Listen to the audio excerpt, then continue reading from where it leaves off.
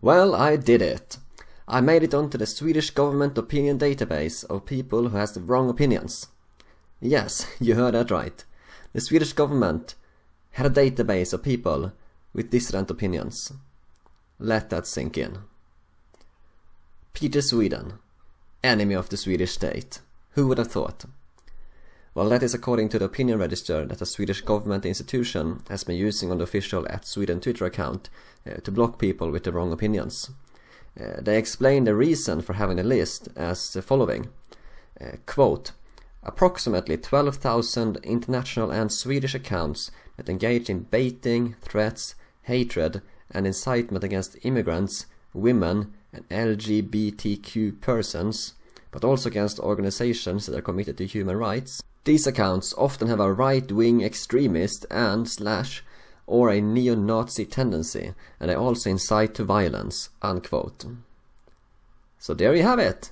If you're against immigration, for example, then you're a Nazi in the eyes of the Swedish state. And you get put on the list. How convenient. Anyone with a dissenting opinion is obviously a Nazi. Almost 15,000 people have been added onto the list, including people like Paul Joseph Watson, Brittany Pettibone, Lawrence Sudden, Baked Alaska, and of course yours truly. Seems like I'm in pretty good company.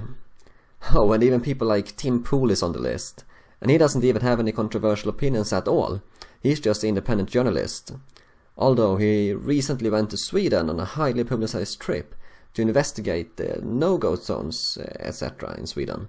And he concluded rightly that Sweden has real problems, especially with free speech, and that people with dissenting opinions are often afraid to speak out. And now he's on this list. Also WikiLeaks and Julian Assange is on the list. Really makes you go, A prize-winning journalist has even reported the government for creating this list, and many more people have reported the government to the police. I guess Sweden doesn't like independent journalists, which really shouldn't come as a surprise in Stasi Sweden. Communists do like to control the media. It is kind of one of their specialities. Now you're probably thinking, what kind of BS is this?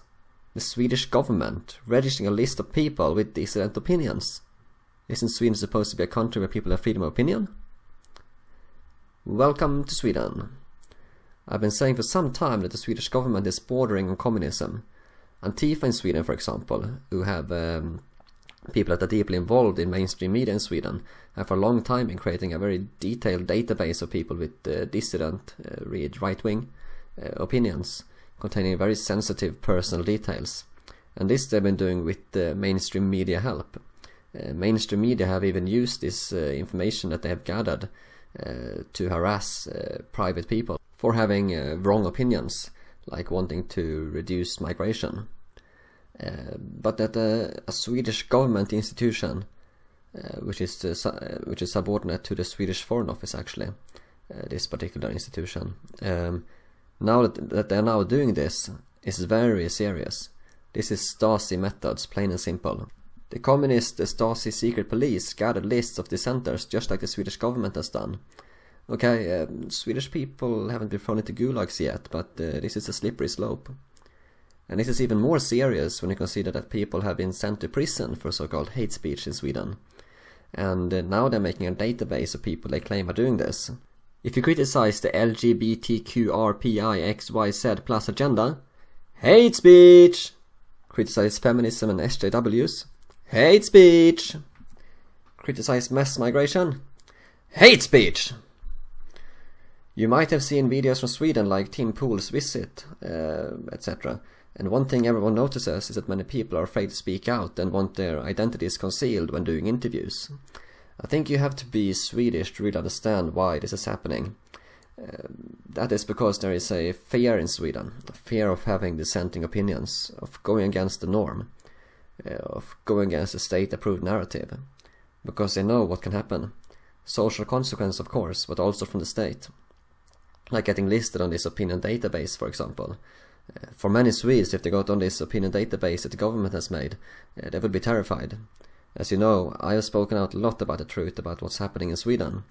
And obviously I'm listed on the government's register of dissenters. I see it as a badge of honor. People have to stand up for the truth if Europe is to be saved. Otherwise it will not be recognizable in a few years. Just see what has happened in the 7 years, in the last 7 years with Europe. It's already not recognizable. For obvious reasons, the state has no business whatsoever in registering the opinions of people. That is what dictatorships do. There is no democracy in Sweden. Sweden is an authoritarian country where the state is supreme.